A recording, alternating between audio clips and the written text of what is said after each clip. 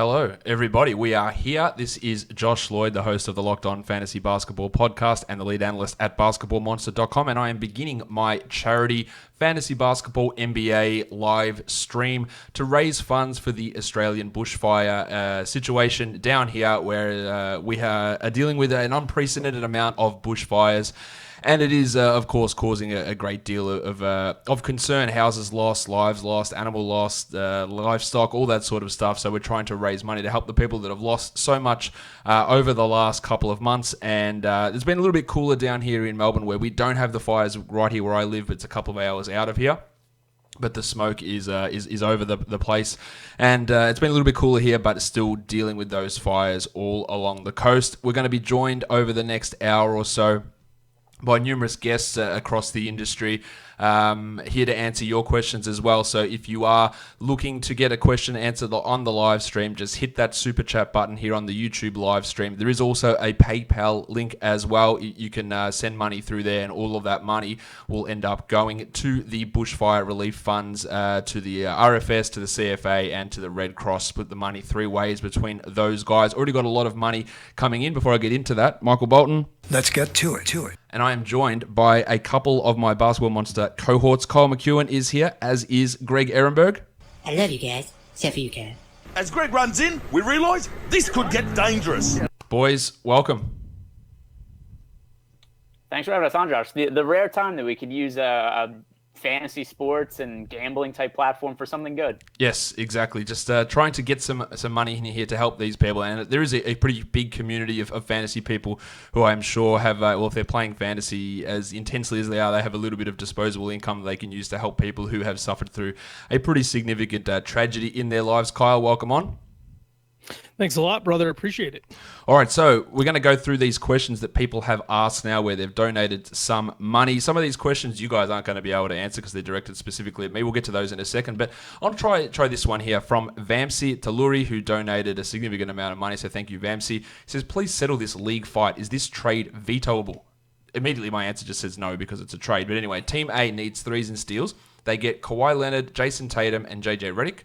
Team B gets Steph Curry, Wendell Carter Jr., and Thomas Satoransky. Team A is on top, and Team B is in the mid-table, not likely to contend this year. A dynasty roto league, 12 teams, no collusion. Is this a veto or not? I immediately just say no. Kawhi, Tatum, and Redick. Steph Curry, Wendell Carter, and Thomas Satoransky. Greg. Yeah, I mean, we pretty much line up on this. The only time that there should ever be a veto in a league is if there's clear collusion. That's almost never the case. And especially with a dynasty league, that's really hard to kind of say because maybe for this year, yeah, team's giving away Steph Curry, and he's not going to play all that much this year, so it seems unbalanced for the season. But it's a dynasty league, so teams are looking forward to the future, and I assume a team with Curry probably hasn't been all that competitive this year. That could also be a factor there. So it's really hard to ever veto a trade in those kinds of situations. You're getting... Yes. Yeah. I'll get to it once. Kyle. Kawhi and Steph, pretty similar in terms of long-term value. Tatum and Carter, you could say those guys are going to be pretty similar. Redick and Satoransky, I'd say Satoransky probably has the edge there. How do you see it, Kyle? No, I think you just laid it out for the most part. And if if you don't like the way that Kawhi rests this season and you want to get him off your team for dynasty and you're looking at a way to maybe have some kind of upside on that, you say, all right, healthy Steph Curry next year, Wendell Carter Jr. with another year under his belt, maybe he can really continue to become the all-around player that a lot of us think he can be, a Al Horford type of guy with maybe even a little bit more upside on the offensive side of the ball. So no, I think the trade's fair, especially because, as Greg said, it's dynasty. You can look at this a bunch of different ways to reason that it's a quote-unquote fair trade. And again, as Greg said, we're all on the same page regarding collusion. Unless or vetoing trades, unless you can prove that there's clear collusion that ruins the league and is done purposefully between two or more managers, there's no reason to veto any trades. You got to let people make their own mistakes. These are all adults that are playing in these leagues. Yeah, well, you hope that's the case. But yeah, again, most of the time, if you're in a serious league, there's not going to be collusion as an issue. Now, next question I have a look at here. Joe Polito from CBS Sports. Thanks for donating, Joe. He says, Points League, rank these three as keepers. We can only keep the first 3 years of their careers. Miles Bridges, the Big Ragu, Dante DiVincenzo, and Goga Badadze. So, of course, Bridges and DiVincenzo are both in their second season, so you've got 1 more year of keeping them. But Dadze, you've got 2 more years of keeping him. To me, it's Goga. I'll just take that extra year. I think he's got the highest upside out of that group as well. Plus, you get the additional year there. Although his path, of course, to minutes is more clouded than those guys, but trades can happen at any point. Who knows if Myles Turner and Domantas Sabonis are going to remain on this Pacers team past this trade deadline, let alone next season. I would take that flyer on Goga. I get that extra year of value out of him, Kyle. I think I'm more leaning towards. If I'm not competing this season, I want to be competing next season in most leagues. If you're really looking 2 years down the line, then Goga might be the right choice there. But if I'm choosing between Dante and Miles Bridges, I know people have been frustrated with where Miles Bridges has been, but still looking at that Hornets team and the roster going forward, it's hard to see too many roadblocks in his way as long as he continues to develop and becomes more of a starter level talent with his consistency of play. So I would go with Miles Bridges, just thinking that he's going to have the best season next year, under the idea that Dante DiVincenzo will probably still be kept in more of a limited role because of the depth of the Bucks likely persisting through next season. Yeah, I'd say that depth is absolutely a concern for the Bucks, and where Dante I really like, but in just terms of getting those minutes, yeah, that might be tough for him, or pushing to that higher level. Whereas I agree with you in terms of Bridges and his playing time ceiling. Greg, I'll ask you this question. Joseph A says, a 10-team league. My worst players are Joe Ingles and Dennis Schroeder. I have Karis LeVert in my IR. My dilemma is Kevin Huerter and Victor Oladipo are on the waivers. Should I drop Ingles or Schroeder ASAP and pick up Huerter or Oladipo, or hold for now? Now, that's a tough one to me. Obviously, 10-team leagues, your waiver wire is generally pretty strong. Schroeder's been killing it. Ingles started off poorly and he's playing well at the moment. Of course, Huerter is on a roll. Oladipo's got that chance to come back at some point. Now, he's going to be tough to deal with, but of course, you can just activate LeVert and then put Oladipo into your IR spot. So, Greg, Ingles and Schroeder, or Huerter and Oladipo? Which way are you looking at in terms of waiver moves with those guys? All right. Well, that was a lot to keep track of. So I'm gonna say it from this standpoint to start. Joe Ingles has been really good with Mike Conley out, and I expect that to be the case as long as Conley is out. But then once Conley comes back, which we don't know exactly when that's going to be at this point in time, then I think in a 10-team league, you're probably looking to drop Ingles. So right now on the waiver wire, I wouldn't be looking to pick up Oladipo in a 10-team league just yet because he's still a little whiles away from returning. And when he does come back, he's probably going to have kind of a little bit of a minutes restriction. So for now, I think you're good to leave him on the waiver wire. For Karis LeVert, I wouldn't activate him quite yet, just because the Nets have been a little weird with the way that they've brought him back. And it doesn't really make any sense to me because he had a thumb injury, which you wouldn't think would require any kind of restrictions once he comes back. But he only played 16 minutes in his first game. Then he got rested. So I don't get that. I'm not sure if I totally covered everything in that question. I just kind of tried to give out general opinions of all the players involved. Is there anything I missed there? No, I think that's right in terms of that weirdness with LeVert. I probably would keep him in that IR for a couple more games just to see where they go there. Ingles is probably the guy to drop there, but again, you're most likely going to have better value just streaming that spot through with guys, obviously, of the caliber of Huerter appearing on your waiver wire. You're just going to find those sort of players appearing as we move through in a 10-team league. I'll just quickly answer a couple of questions that come through that you guys aren't going to be able to answer. Joseph Mamoni of #basketball says, if you could be the CEO of the AFL for a day, what existing rule would you change and what new rule would you introduce? Now, you guys can't answer this, but I'll go through it. Existing rule I would change, I would get rid of the contact below the knees rule, a terrible, terrible rule that confuses everybody. And what new rule would I introduce? Two of them. I'd put players' names on the back of jerseys, which is ridiculous that it doesn't exist in this day and age. And I would change the jersey situation in general. Our clash jersey type situation. I don't know why every other league in the world can have two separate, distinct, or multiple ones in case of the NBA. But the AFL, they have, let's have our multiple jerseys. One of them's got a stripe that's slightly thicker than the other one. Like, it's absolute bullshit. Get two distinct jerseys, put names on the back of them. Bang, there you go. Let's move on to another question that you guys might be able to help me with. Jaron Hampton says, should I drop the Jedi OG Anunoby? Hello there. For Dr. Doom, Sekou Doumbouya in an 8-man points league. Other waiver wire options are the Crucifix, Christian Wood, Thomas Satoransky, and the Iron Shoulder, Goran Dragic. I'm comfortably in third. Well, Kyle Anunoby, I don't see him as an 8-man points league. Doumbouya, I don't see him as an 8-man points league guy. Wood, I don't see. Satoransky, maybe. Dragic, maybe. Much like we talked about with 10-team leagues, these guys aren't players that you just got to grab and hold on to under every circumstance.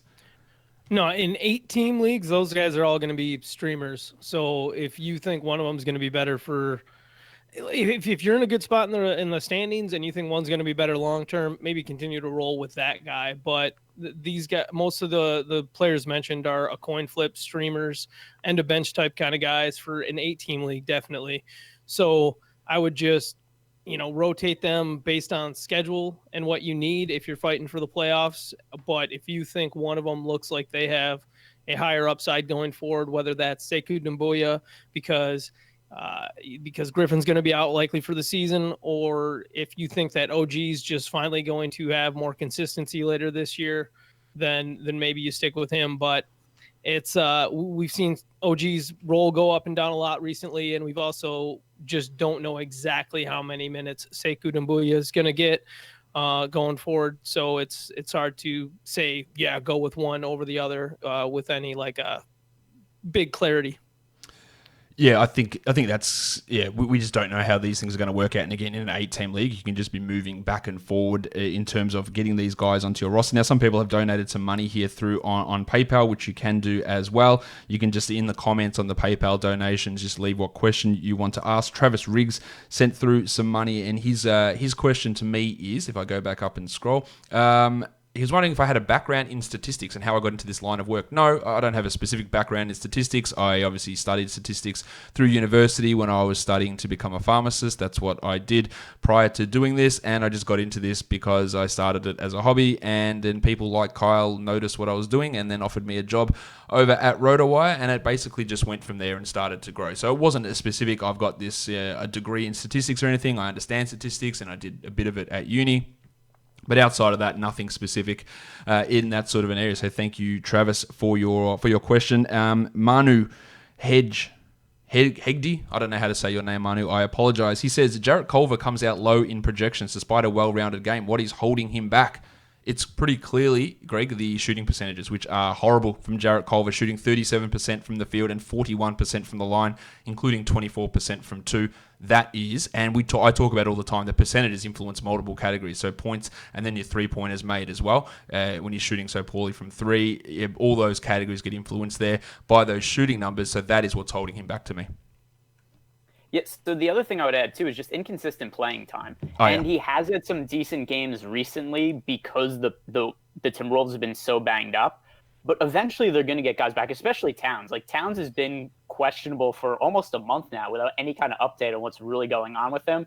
Maybe tonight's the night he comes back. Maybe it won't be another 2 weeks. Who knows? But once they finally have everybody healthy, once Teague is healthy, Wiggins is back now, Towns is back, there's less usage for Culver. There's overall going to be less role. And there's just been other guys too who aren't necessarily as big names, but guys like Trevion Graham who also play minutes that have missed games. So that's part of the reason for the fluctuation in minutes for Culver. And earlier in the season when we saw everybody healthy, he wasn't really playing all that much. So it's hard for him to count on a role for this season. Yeah, I think that's pretty accurate. Well, it looks like I think he will stick in the starting lineup from now on, but in terms of usage and getting those percentages up, it is a big question. The Goodman Chronicles says he's a fellow Melburnian and a big fan. He's wondering what teams I support in the NBA and the AFL. I hope I bump into you sometime. LOL, keep it up. Cool. Well, maybe you will see me around. NBA, I don't really have a team that I support. It used to be the Chicago Bulls, but then covering the league like this, and of course their absolute nonsense and ineptitude did turn me away from that. So just trying to be more impartial and not have a team that I'm focused on every single day rather than focusing on the whole league. In the AFL, I think most people would know this, that I'm a Western Bulldogs supporter. Shout out to all of the Western Bulldogs players who listen to this podcast. They know who they are. And that is the team that I followed since I was born and continue to do so. So that is the question and the answer for you, Goodman Chronicles. Next question, where are we? Simon Jackson. 9 cat with double-double fantasy playoffs. Is it best to go hard on 5 categories and opposite to what the current leaders have? So go for the small categories if they have big men. Kyle, I think that, or in the playoffs, you only need to win 5 categories. So going hard on 5 or 6 is probably the preferred way to do it. Now, can you actually maneuver your team to be opposite to those top teams? Is that an achievable goal? Because if it is, it probably is the way to go. I mean, if you can look at those teams and say, if these key players are healthy, then I can expect that these might be my battleground stats. And then you can start to maybe make plans to, I don't know, set up guys that you might stream in during the playoff weeks, or look to make your core guys more built toward having the statistics that you think you'll be running into. But injuries and trades that the teams make and just, rises and falls in production can change the outlook. So you can make all these like really long-term plans for who you're going to be matching up with. And I think it's fun to take that line of sight and try to determine what's going to come. But ultimately you're going to get to your matchups in the playoffs, and the decisions you have to make in that week to get to the next week might have already prevented you from making some of those machinations that you get really deep into looking into for the playoffs right now. So in a lot of respects, maybe what I would do is observe those situations with those other top teams and see if there is something to take away from it. But if there's not, just look at your team, determine which statistics you want to attack. I would focus on 5 to 6 and a head-to-head for your fantasy playoffs, as far as like those categories being the main ones. But if you notice that in a particular weekly matchup, you and this other team happen to be really terrible at this one statistic, well, then take advantage of that fact and maybe say, okay, if they're just going to ignore that stat, that's one I can attack to maybe get the leg up on them in that category. I'm just going to add something in is what's the opportunity cost? So if you're going to drop somebody who's like a top 75 player for a guy who's like a fringe guy, just because like, oh, I need rebounds because the number one team in the league isn't strong in rebounds, I wouldn't do it in that case. Like if it's a tiebreaker between two players or certain build for your team, then maybe it makes some sense, but I wouldn't go too crazy. Like that's a lot of thinking for something that has a ton of variables and could change later in the season. All right, next question from Josh Kerr says, what should I do with Myles Turner? Points league with -1 for any missed shot. He's averaging 18 fantasy points per game over the last 11 games. Sell high, or can he keep it up? Now, I don't know if 18 fantasy points per game is a high number in your setting. Can he keep it up? I think what he's doing at the moment is probably a little bit on the high side. His last 3 games have gone for over 30 minutes, and he's struggled to really get to 30 minutes on most games this season. But it's not an outrageous level of production that he's putting up at the moment. Plus, people are very skeptical of Myles Turner. So in terms of can you actually sell high on him, I'd be pretty doubtful on that. I think my idea in this situation, unless you're able to extract a really good player in return, which I don't think you're going to be able to do, you just write it out and maybe these extra minutes stick. I'm not so certain that they will.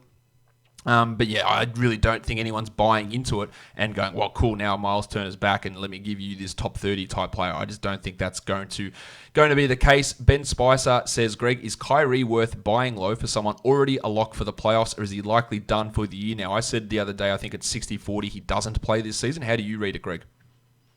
Yeah, so it also, like I said before, and I hate to give cop-out answers like this, but what's the opportunity cost? So what is somebody willing to trade for Kyrie Irving? Actually, I was in a league where I'm fairly competitive. It's a roto league, and I had Steph Curry on my IR, and I actually flipped him for Kyrie. So I don't know if that's the type of move that you might be looking to make, but I do think there's a situation where it makes sense to acquire Kyrie. I'm fine with it. I kind of lean towards thinking he's going to return, although it's very much up in the air. So it depends what you're going to be giving up. I wouldn't trade like a first or second round guy for him, but if you could kind of get like a mid round guy, or it depends what your team needs, then it makes sense to go after him. Like I think he's somebody who still should be okay going forward. And if he plays, which I do think is going to happen, if there was a gun to my head, I think he'll be valuable. Interesting. I'm not as convinced that he does play this season, but again, if you're getting him for just a waiver wire type of guy, then might as well just see what happens over these next 2 to 3 weeks, especially if you're in a strong position. Now, Tina Williams was a very generous donation here. Says, what are your thoughts on Sekou Doumbouya and Daniel Gafford, both currently and come fantasy playoff time, with the assumption that Blake is out and then Wendell Carter is out? Now, I don't think Wendell Carter is going to be out for the fantasy playoffs. I think Blake Griffin will be. So to me, it's pretty clearly Sekou. Kyle, how do you view it? I think long-term, you got to be looking at Sekou Doumbouya as the pickup. But for short-term, definitely, if you've got somebody to drop, Daniel Gafford is a player to stream in if you need blocks, or if you had Wendell Carter Jr. go down. And hopefully most of these sites get Wendell Carter Jr. on the IR quick, so people actually have that open spot to be able to pick up Gafford if he's still sitting on the wire there. All right, so let me just see what the next question is I've got here. Where are we? Okay, Josh. My question is, what are worthy stashes based on trade rumors possibilities? Now, I think if you're making significant moves on your team on the basis of trade rumors, you're going to end up probably being unsuccessful with it because, again, nearly all the trades that come through are ones we don't hear about. Now, people have asked me, Josh, you always say when you hear about a trade, it means it's not happening. And that when you hear something from Woj, it is a little bit different with that Andre Drummond scenario, but that doesn't mean he's going to Atlanta, as someone did ask a question about that, which I'll touch on a little bit later on with, I'll touch on now. Robert Davies says, with your chatter about Atlanta being interested in Drummond, should I look to trade away John Collins? I don't think we should be making moves like that based on the possibility that maybe Drummond goes to Atlanta when he could be traded, but it could be to one of 4 or 5 or 6 different teams, or he might not be traded. So you're talking about maybe, a 15% chance that this actually happens, so 85% chance that you make the wrong move by trading away Collins in a panic type scenario. So I don't think making these stashes, maybe, look, the Kevin Love situation doesn't look great in Cleveland, so Larry Nance is a guy that we can have a look at in that scenario. But otherwise, Greg, I don't know how you view it, but I'm not making all these pickups just in case players get traded because we don't know they're going to happen. And secondly, who comes back in those trades? We don't know that either. Yeah, so the guys that I'd be looking to own are guys who probably have value right now already and then also stand to gain value. So like Sekou, I think is a good pickup right now because number one, he's in the Pistons starting lineup right now. Yep. Blake looks like he's going to be out for an extended period of time. And then if there does happen to be a Drummond trade, then he only stands to gain minutes, probably some usage, extra rebounds going towards him. So he's definitely somebody to roster right now. You mentioned Larry Nance. I think that that's somebody else who is worth. I don't think he should be on waiver wires right now for a couple reasons. First, he could be stashed on IL if you have that in your league. He's somebody who's injured. If Love gets traded, he stands to benefit. Tristan Thompson, somebody else who could be moved. So there's a couple ways he could benefit. And then also just because you could stash him on the IR right now, it makes sense to add him. Go ahead, Kyle. And then I just think that some guys who, like Greg said, these guys are already contributing in some ways, but they could improve their production as you go forward. And that's Darius Garland, who we've already seen getting more and more into his groove as he's actually gotten time to play basketball. What people don't forget about Darius Garland is he's essentially coming into the NBA from high school. He was, he barely played in college. He was injured in the preseason, in training camp. So he didn't really get an opportunity to ease his way into the NBA, got thrown into the fire right away. So we've been watching him just kind of take step by step this season. And he's someone who I think that by the fantasy playoffs, Darius Garland's going to definitely need to be on everybody's roster in standard leagues. Markelle Fultz, we're seeing him do better and better as the year goes on as well. And then maybe guys like Miles Bridges and OG Anunoby, players who are already in a position where you think, okay, they should maintain their starting role all season. So if they improve and do things more along what their coaches are asking them, then they should have bigger roles coming by the time the fantasy playoffs rolls around. So those are the guys who I like as kind of like luxury stashes, flyer, upside guys to keep on the end of your bench, as long as you're already competing for a playoff spot and don't need to constantly be streaming in more value.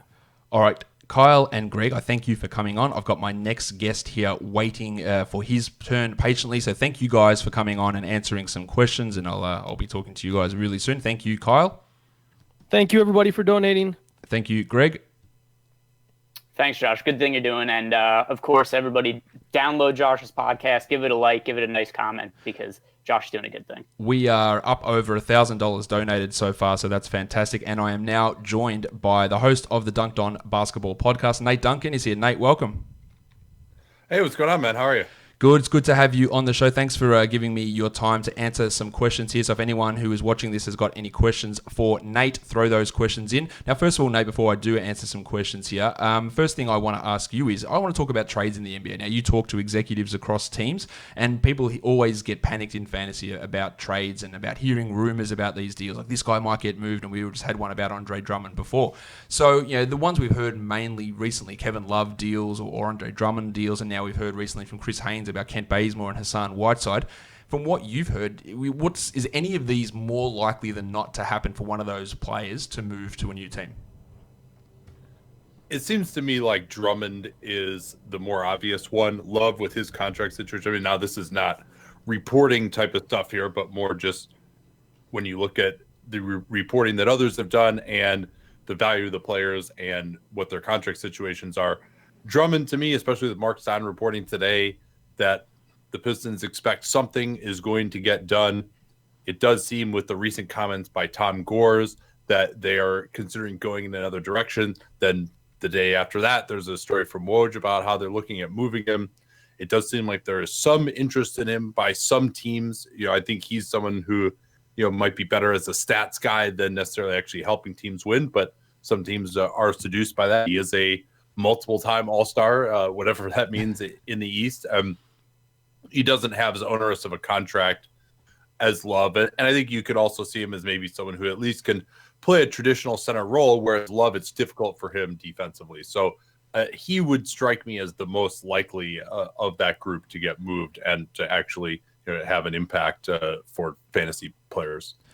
So in terms of Drummond, we heard that deal with Atlanta. Do you like that deal, or Atlanta as a landing spot in general, or what team do you think could benefit the most from Drummond? Well, I do think Atlanta would benefit because they have one of the worst, if not the worst, center rotations in the league. Now, you might say, well, what's the point of having him when he can opt out after this year? And he also is going to a team that's not any good this year and is not going to be making the playoffs, and you're only really going to be hurting your draft pick. I guess one thought would be to just kind of stabilize things, show some improvement, make Trae Young feel a little bit better about things, and then to either get him to opt in next year or to sign him to some kind of an extension. But to me, the number is so big there, and he's not the type of center who's really a guy who's going to change your destiny, and he doesn't have any shooting range. I don't think he's a difference maker defensively. Rebounding is just not as important as it used to be, and so I don't really particularly care for that for Atlanta. It would, in theory, make them better, but it doesn't seem like a great use of resources because they need difference-making defenders on this team. I don't believe he's that if you're going to build around Trae Young and Kevin Huerter. Question here from Hamza Hamdan. He says, what are your conference finals and NBA finals predictions? Nate, I'll go with you. All right, well, I'm going to say the Bucks are the most likely champion right now, just because they're playing at an historic level. I think they actually match up reasonably well with either the Clippers or Lakers.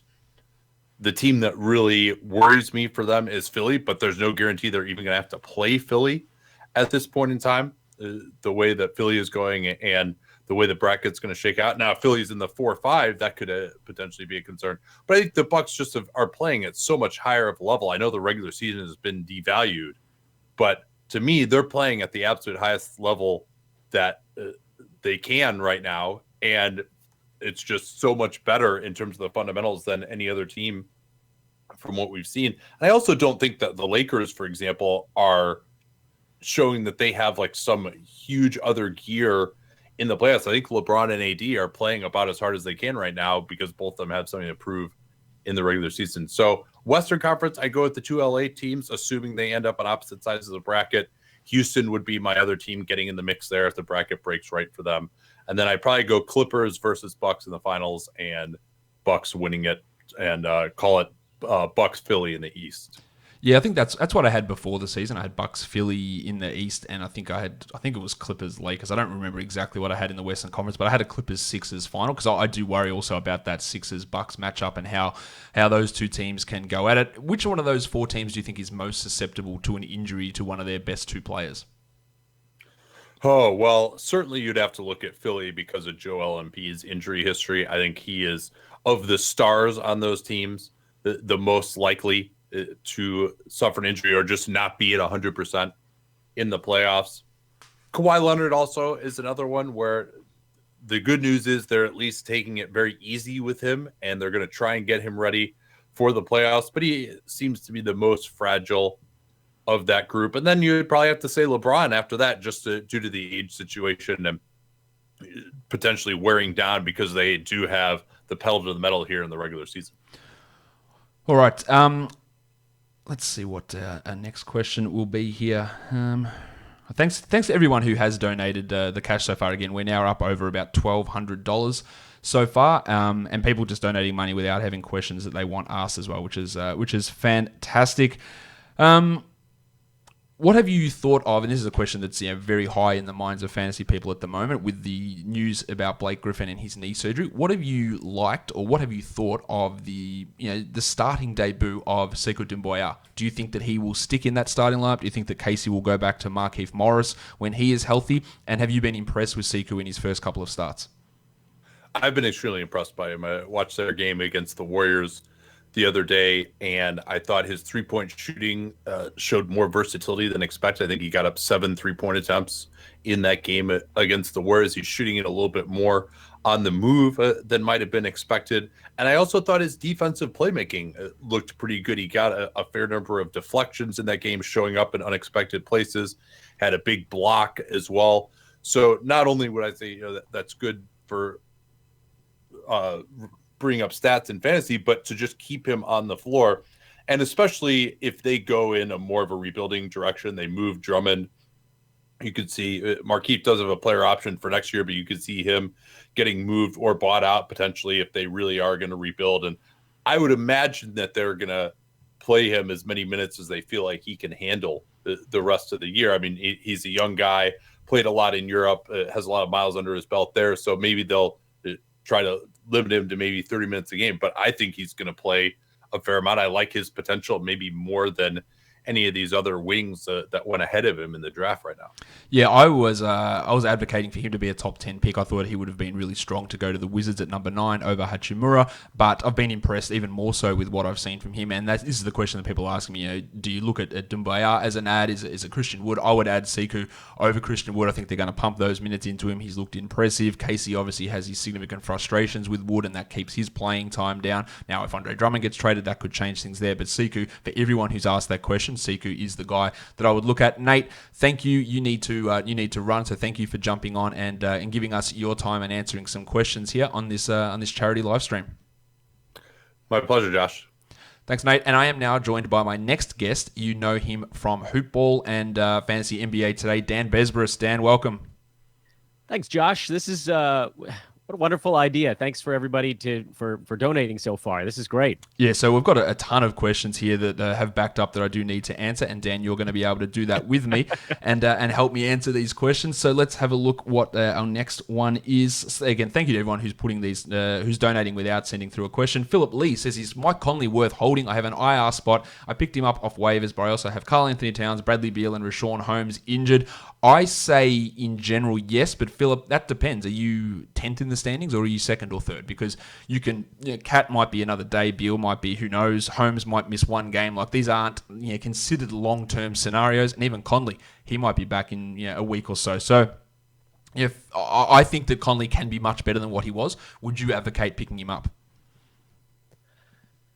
Yeah, I mean, you kind of have to, right? Like, there's too much upside here for a guy that's been inside the top 40, inside the top 30 historically. I know it was really a rough start to the year. I'm always a fan of especially at this point now, if you've been hanging on to him, you kind of have to see this thing through. He's missed another 3 weeks now since he re-aggravated it. These things don't usually take more than 4 or 5. So you're kind of at a juncture here where if he's not on your team, you can pick him up and we'll probably get some news in the next 1 or 2 weeks. And if you have him, I think you sit on him and just kind of see how this thing goes. There's too much upside there to leave him on the wire. I agree with that. Now, Joshua Lynn says a 6-team weekly roto league. 16, man, that must be rough. I have Holmes, Love, Gallinari on my team, but also Bertans, Horford, Valanciunas on my waiver wire. Should I drop any of my players for these guys? Now, that's I wouldn't drop Holmes for a start. We're well across that, Dan. Love and Gallinari for Bertans, Horford, and Valanciunas. Yeah, look, I don't think so, but I can see the drop of Love coming for, say, a Valanciunas perhaps. But yeah, I think you're better. Wow. It's a weekly league again, so you're going to just be sitting guys on the bench. Nothing there really screams out to me as a must-do sort of move. Yeah, it feels like in a league of that size, your move all season long basically has to be, how can I package 2 of my top 40 guys and get a top 20 guy and just keep adding dudes to the last spot on your roster? Yeah, that's exactly what you need to be doing there, because again, these are like top 70, top 80 guys that are just sitting on your waiver wire, and yeah, that does make it hard, and especially in a weekly league where you can't really stream, but you can look at, okay, what's my schedule look like for this week, who plays 4 games versus who plays 3 games, and drop that guy, knowing you're going to get 5 or 6 guys of equivalent value still sitting out there when you go to look at it for next week as well. Let's see, Anmol Thapper, I don't know how to pronounce your name, I apologize, Anmol. I have Brandon Clark as my worst guy in my 12-team league. Is he worth holding, or should I stream that spot? As always, context is important, Dan. What do you need to stream? Are you currently sitting strongly? Are you in second spot? Are you in first spot? Are you in third spot? Then it's not as important to stream. Playoffs, yes, we need to look at that. Are you scrounging for wins every week and getting 4-5s and 5-4s in a 9-cat league? And then maybe, because you're sitting in 7th and you're not in the playoffs, then you do need to stream that. So then, I think he's still got upside for the rest of the season. The way they're using him is pretty frustrating, but yeah, it all is context dependent, Dan. Yeah, as well said. I mean, I don't want to add too much because I know there's a laundry list here. And I found the question. I'm scrolling through the live chat and I found the question from Anmal, so I can read it along with you now. I'm holding him. I feel like there's kind of nowhere to go but up with Clark. But yeah, obviously, if you're in a playoff spot and things are exactly the same, then that's a spot that you could potentially stream. Right now, I would absolutely sit on him and just kind of enjoy the top 90, top 95 range stuff he's putting up. Much better in Roto because of kind of a lack of eye-popping popcorn stats. But overall, the value's there, and you got to ride with it. Yeah, that's the percentages which really boost his value as well, which doesn't appear. You don't see it as much on the surface. This question's a pretty easy one for me. You can see it on the chat, I'm sure.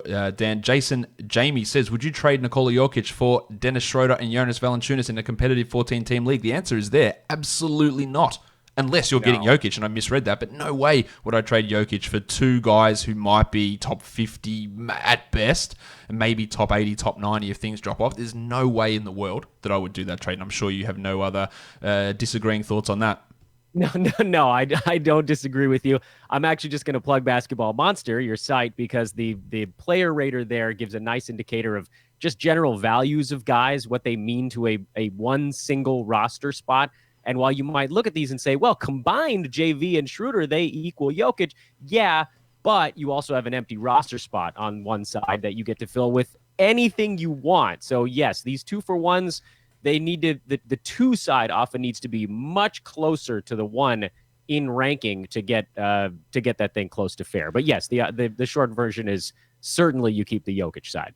Here's a question that is very specific to this current guest and you, Dan. West Ender 316 says, who would win a real-life 3-point and dunk contest between Josh Lloyd and Dan Besbris? Okay, so I don't know. I've never seen you play, Dan, but let's start with, how tall are you? It's you. Okay. I don't need to know anything about you size-wise to know that the answer is Josh.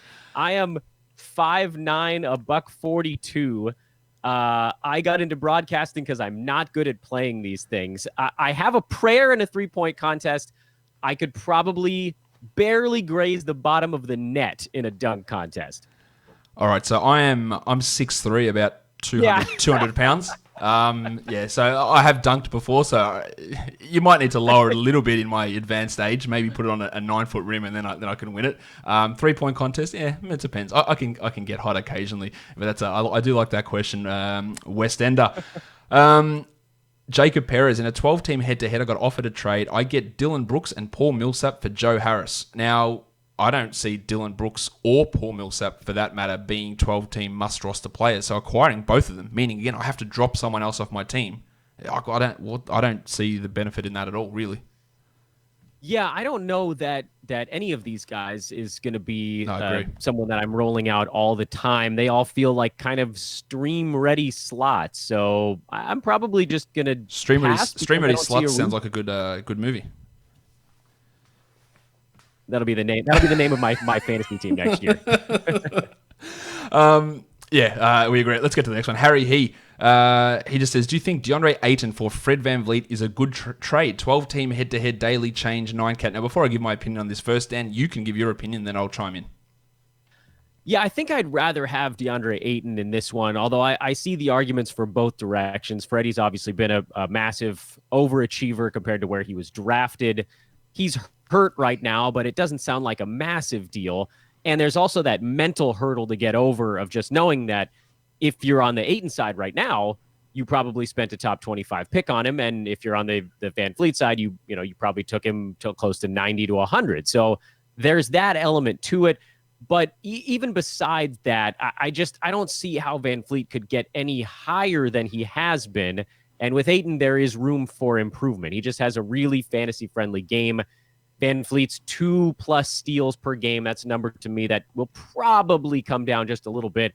Although, I'll finish the thought by saying, while I do like the Ayton side, this is not as far apart as any of us would have expected a couple months ago, right? These are guys that are close, and they're not going to move that far apart. I just think I like the big man here. I agree in general. Ayton's underperforming at the moment. But, again, this is one of those things that, what is your team looking like? Because Ayton is giving you high field goal percentage, points and rebounds, with VanVleet's giving you low field goal percentage, but high assists and lots of threes. And that can really change what your team looks like, especially when you're trading the second or third or fourth, but however you want to view these guys, best guy on your team, because they are the 10th or 11th best guy on your team. It's not influencing your squad that much. Your top 2 or 3 guys, they are, and they can change completely what your team looks like. So while we might say Ayton is a better option than VanVleet, that might completely screw your team up, because your team might be either so far ahead in rebounds and field goal percentage that Ayton doesn't actually make any difference, or so far behind that he doesn't make any difference, and then you've wasted the guy that's actually contributing in the categories where you need to be more positive. And that is really important to be able to know. Well said. Yeah, this is you're into the sort of ROI portion of the season now, where if this was November, you say you just take the guy with the best overall value as your team later. It's January now. You have to, what your team looks like. You can't just blow the thing up because you might get a half round of value out of a trade. Nathan Harry, don't know how to pronounce it. Sorry, Nathan. Dynasty League question. Would you trade Duncan Robinson for Omari Spellman and Jonah Bolden, not in a position to compete this season? I think this looks more at, what do you view Duncan Robinson as moving forward, and can you think Spellman and Bolden ever become solid rotation guys? Well, Spellman's actually playing pretty well at the moment. I don't know how long-term that can be. Duncan Robinson, I think that his role is more secure in the NBA with what he does versus these 2 big men who have struggled to maintain consistent production. I probably wouldn't. Again, you're going to have to drop someone else to do that. Dan, how would you like it? Duncan Robinson for Spellman and Bolden? Yeah, I like Duncan Robinson there. He's, by the various shooting metrics, he's actually one of the best shooters in the entire league. There's a place for that on almost any basketball team. And he's getting a couple rebounds and a couple of steals or floating in there. Not much in that respect. But in the current NBA, everybody's looking for floor spacing, and he has that. And I'm just not convinced either of the other 2 guys becomes a full-time rotation player. So I don't know if any of these 3 guys is going to be a big needle mover in Dynasty. I'm going to at least take the guy that I can trot out there and give me a little boost in threes. Yeah, I think that's a good way of looking at it. What's the next question I've got here? Let's see this one. Okay. Chad, you're doing a heck of a job here, Josh, of keeping all of this straight. I'm trying to follow the chat. There's so much happening. It's wild. Yeah, there's so much happening here. Chad Vias, Melton, Doumbouya, Otto Porter, and Isaac are my stash guys. Do I drop Terrence Ross for Norman Powell or Fultz? I need threes and assists bad. This is 10-team rotor. You've got a lot of stash guys there. In a 10-team league, I don't think Otto Porter's coming back. I don't think Jonathan Isaac's coming back. DeAnthony Melton in a 10-team, I'm not actually sure he's worth it. Norman Powell, Markel Fultz, yeah, they'd be guys I'd be looking to get. And Doumbouya's probably the one that I'd look at there. I just don't think Isaac and Porter are going to be returning this season, and it's going to be a while if they do. How do you view those? Melton, Doumbouya, Porter, Isaac, and then you got the Powell, Ross, and Fultz as these other options. Lots of options in that question. Yeah, a lot of names in that one. I'm as sad as you are as I say, yeah, Jonathan Isaac probably not coming back this year. And if he does, it's 2.5 weeks, something like that. You're really looking at the very end of the year. Same deal with Otto Porter. All of these guys, they're going to be evaluated basically at the end of February, beginning of March timeframe. And that means that there's a decent chance they're not ready yet. And even if they are, it's going to be a slow process working them back in. So as much as it kills me, these are two of my favorites. They probably don't belong in your stash list. Doumbouya, that one's a big question mark. I mean, he's playing really well right now, so you might as well use him because of the names on this list. You could probably argue Markel Fultz is the only guy of those 7 names that's doing more right at this moment anyway. Yeah. So you might as well have Doumbouya on your team in that respect. Terrence Ross, we know he runs hot and cold. He sort of is who he is. He's that kind of end-of-bench guy. And in a 10-teamer... Yeah, he's not a 10-teamer. Yeah, not a 10 teamer, more end of a 12, like 14 for sure. And then with Melton, he's a guy that we in the fantasy space, we constantly want to see him playing more and doing more, but the opportunity hasn't really been there yet. So I don't know that you need to stash him in 10 team. The Grizz are playing well, so I don't see his minutes changing a ton. So it's probably Fultz, Doumbouya, and then Powell is probably your stash consideration there in the hopes he's back in the next month. All right, so this next question, where are we at? Oh God, yeah. Let's have a look. Ben Dahalik, should I trade Malcolm Brogdon for Steph Curry? I'm not really in the acquisition of Steph Curry business at this point. I don't know when he's coming back. We could be 2 months away from that. I don't know what we're going to see from him when he comes back, especially for a guy like Brogdon who's producing at this point. Look, sure, if you have to give up Terrence Ross, I would do it. But yeah, for someone like Brogdon, I'm not all that keen on it. I'm with you on that one. Brogdon's playing well. He'll take a hit when Oladipo comes back, but not enough to make that big of a difference. He's a solid contributor. I don't think Steph should play this year. I know we had the report from earlier today that he was doing a couple of shooting drills, but he's another guy that wasn't expected to be even evaluated for another month. So you could be looking at another 2 months if he even gets on the court at all. I don't think that you need to do that stash now to sit on a possible first rounder for another 2 months in the hopes that anything comes of it. So I think you got to take your top 50, top 60 guy and just keep trotting him out there. Your team's playing well with it. Why take that risk for a guy that may not contribute at all? Brad Kimber just says hi from South Gippsland. That's down there where the fires are. So, Brad, hopefully you are safe down there. Ro Claren says, in a 9-cat roto, would you trade DeAndre Ayton for Jaren Jackson Jr.? I need threes, rebounds, and blocks, but I'm unsure if JJJ can maintain his current level of defensive production. I got no reason to think that he can't. I think he can actually probably get better from what he's been doing. He's been good, but I think he can get better. So if you need threes, Ayton's not giving you them. Blocks, he's not giving you them either. Now, rebounds, that's a different story. Ayton's going to significantly out rebound Triple J, but you look, 2 out of those 3 goes in Jackson's favor. I'd definitely consider that, Dan. Yeah, I'll keep this one short. 2 stat categories to 1. Like you said, go JJJ. And I am not, well, I don't know. I don't need to get into a massive Ayton rant. I don't think he's as good as the tape was supposed to say he was. I think I'd rather have JJJ just on my reality team between the 2 guys. So give me Jaren Jackson. Dan, that will do your stint on here. Thank you for jumping on. We are currently over $1,500 donated so far, so that is fantastic. Thank you to everyone for doing that. And heading into the last 15 to 20 minutes of the stream now. Dan, thank you, and go and check out Hoopball and Dan's podcast and follow him over on Twitter. Dan, thank you. Thanks for doing this, Josh. Thanks for donating, everybody. Keep it coming. And now I am joined by Alex Reclean of RotoWire. Alex, you are back on the podcast. Welcome back. Hey, thanks for having me, and thanks for setting this up. This is a really cool thing you're doing. All right, so first question. I'm gonna bang through these here. Emre Isik says, Sekou Doumbouya or Christian Wood? Now, this is if anyone else asks this question, this is the definitive answer. Who is the better pickup for a 12-team category league? I am taking Doumbouya. Alex, what are you doing? I'm doing the same. And a lot of it for me is just the upside. I just see a lot more potential. Yeah, he's 19. For Doumbouya. I always feel like I'm saying his name wrong. I feel like he's got just so much more upside, whereas Wood can be good, but even if Wood earns a larger role, I don't think he's got the same kind of top 100 potential. Agree on that. Look, Wood is frustrating as well. Like, he has these big games. We've seen him do it, and then Casey gets frustrated. I think the minutes are just going to go to Sekou way more than they are with Wood as well. But that is the definitive answer for now, at least for that. T-Rex 2001, thanks for doing what you can. Big ups from Churnside Park. That's a suburb here in Melbourne. What is D'Angelo Russell's value throughout the season? I think that what we've seen from him, Alex, over the last couple of weeks is not... Yeah, obviously before this injury, it's not crazy to think that he can continue rolling along that similar sort of path. His usage is up. He's playing pretty solidly as long as he just stays out of injury trouble. Yeah, I really don't have anything to add to that. Fair enough. Let's move on to another question. The only question is if Steph Curry returns, how does that affect him? but we don't even know if Steph will return. Exactly.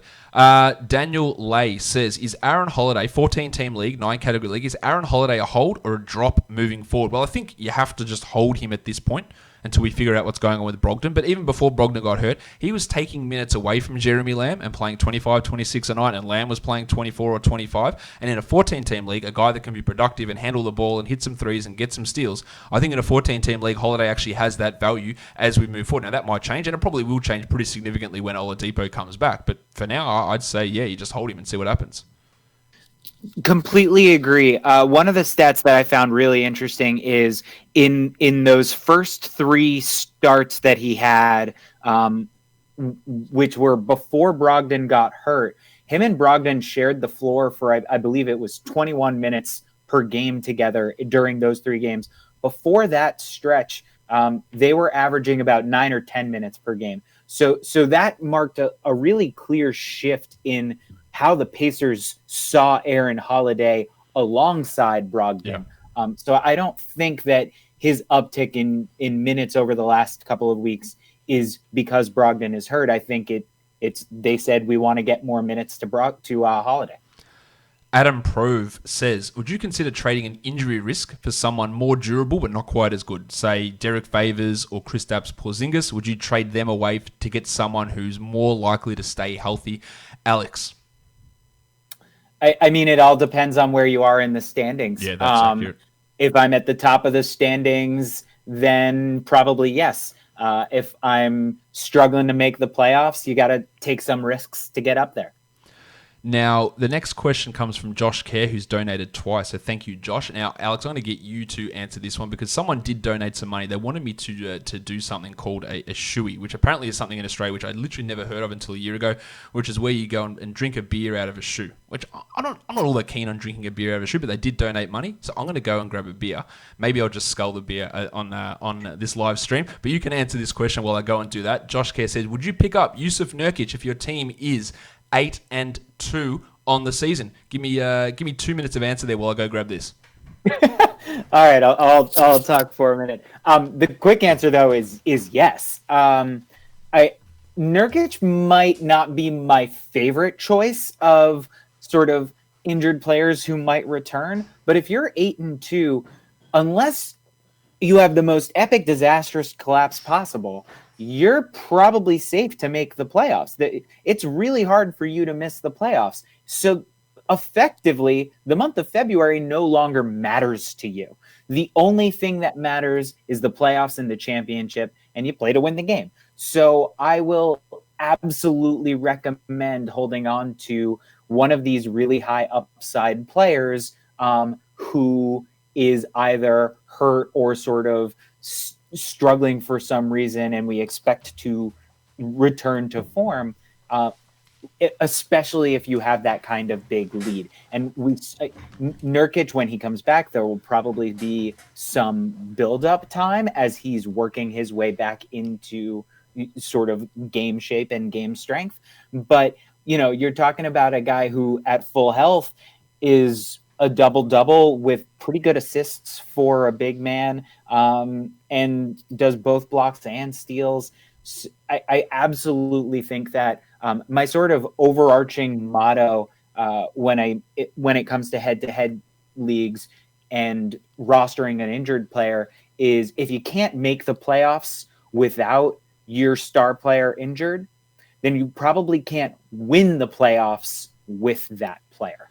Thank you for extending that answer out, Alex. At this point, I'm kind of vamping. Are you back? I am back. All right, let's. I thought, drinking out of a shoe again. I don't know why people think this is an Australian thing, but these are two people who have donated a ton of money. I think like $200 combined. So here is the shoe, my Vans. Here is the beer, my homemade beer. Let's see how we go. This is just ridiculous. It is also 9:30 in the morning here, so it's a little early for a beer. I'm not going to drink the whole thing, but here we go.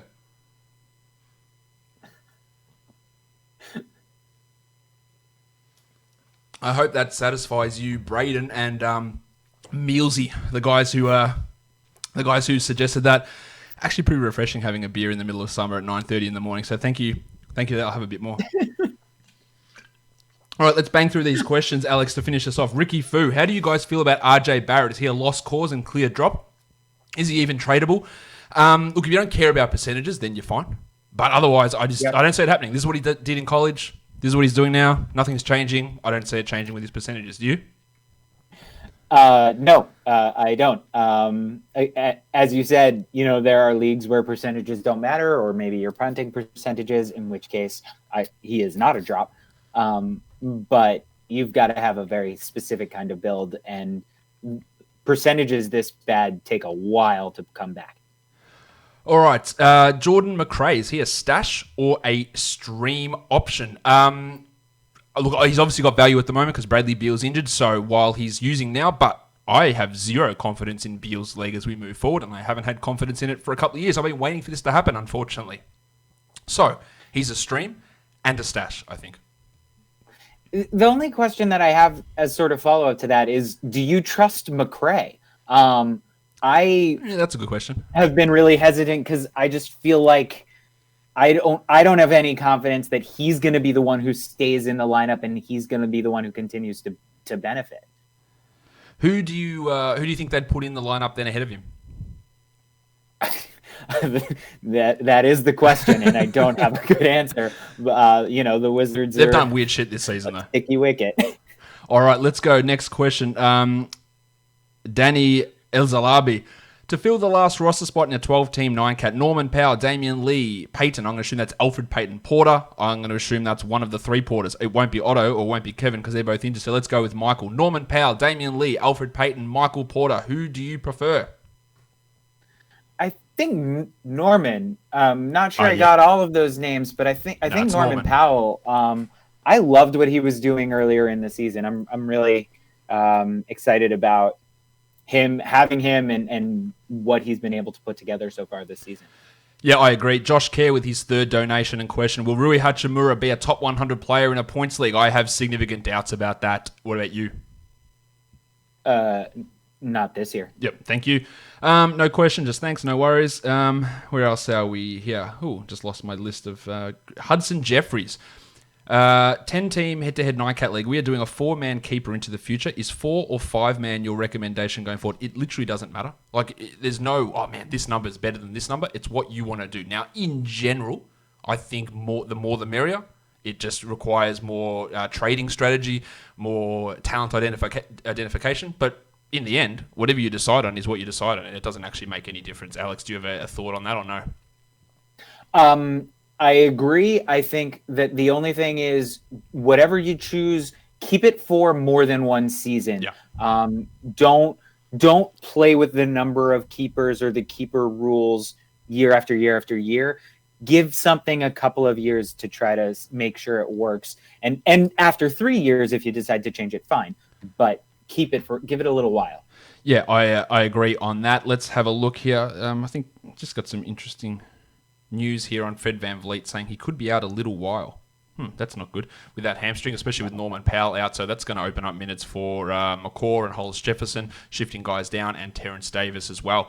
In that situation, Dan Gerarda, in a dynasty league with 3 keepers, the rest are redrafted. Cool. I've got $1 Jaren Jackson, $1 Jason Tatum, and then $10 Kyrie or $14 Joel Embiid. Which 3 should I keep? Well, Jackson and Tatum, there's no discussion on that. $1 each. That's the easy one. So it's 14 Embiid, $10 Kyrie. I take Embiid. What say you? Yeah, same. It's obviously a little bit more, and they both have some injury history, but Embiid is the better player, the better all-around producer, and it probably has less concerning injury history. Yes, I agree. At this point, that it is unbelievable to say, but yes. David Wingfield, you've suggested avoiding shallower leagues like 8-team. What makes 10 and 12-team leagues more balanced and more strategic? Well, I put 10 in the same category as 8 and 6 because it's more strategic, more balanced, because you're not dealing with these excellent players who are on the waiver wire. You're not cutting guys who are good. It gives you more ability, again, for talent identification. Who can I stash here? Deeper bench, more players get rostered rather than just who streams the shit out of these guys who are actually good players and gets them into their lineup. It's just more ability with being able to identify those later round players and how they fit in your squad versus those much shallower formats. Go ahead. I agree. I want to throw something out there, though. It's going to sound kind of silly, but if you want a shallow league, try a 4-team league. I know it sounds silly, but at least in a 4-team league, you're legitimately choosing between the stars. And yes, there are always very, very good players available, but you're actually having to decide between the stars. And if that's what you want to try to do, I honestly, I've played with a 4-team league and I like it more than 6 or 8. Fair enough. I've never done a 4-team league, but I'll take your word for it. Now, only got a couple of more minutes left here on this stream, so I'm just going to bang through these questions here. Sanjeev Janatalaki says, what would your top 5 rookies rest of season? Do you think Sekou makes that top 5? I live in Sydney. This means a lot. Thank you, Sanjeev. Top 5 rookies rest of season. Well, Zion and Ja pretty clearly. Top 2. I think then we look at Brandon Clark has to be that next one in the mix. It's not a great rookie class. I think everyone's well aware of my thoughts on that. In terms of, RJ Barrett's well out of that discussion. It's probably PJ Washington, and then it's probably Doumbouya or Garland would be my next guess. Maybe you throw Kendrick Nunn in there, but I'm pretty down on him for the rest of the season. I'm looking at the list. I mean, Thibault, if he can get enough minutes to stay on the floor. Yeah, look, it's a tough one. It's not a good rookie class. I think we all should be well aware of that. Todd Olmsted, sorry if you've addressed this already. What do you make of Damion Lee going forward? I think he's going to continue to start. I think he's a 12-team must-roster player with the news that his contract has been converted and Marquise Chris has been waived. I assume you agree with that, Alex? Yep, absolutely. Is Eric Paschall worth stashing in a 14-team league punt assists? He's not playing well at the moment. 14-team, sure, you can probably get away with that considering the quality of guys who are on the wire. So, yes, I would suggest that.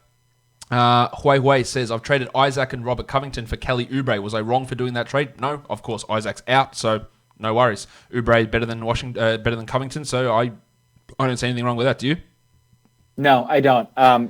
Obviously, it's a different story if Isaac isn't hurt. But with of Isaac course. hurt and probably out for the year, that's probably good. Would you trade Davis Bertans and Kevin Huerter for Zion Williamson?